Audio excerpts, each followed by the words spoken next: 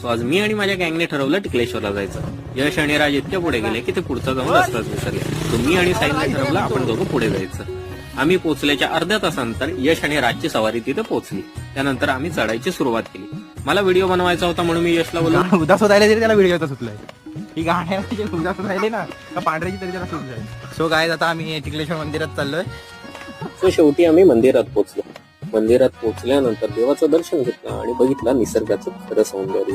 पण माझ्या मित्रांना काही वेगळ्याच प्रश्नांची उत्तरं होती, जसं की या मंदिरासाठी लागणारं चिरा किंवा सिमेंट या गोष्टी.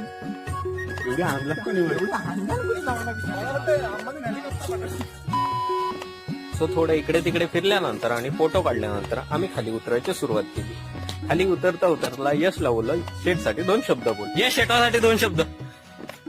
शेटवा मी घरात आहे चांगले. त्यानंतर आम्ही खाली उतरलो आणि घरी निघालो.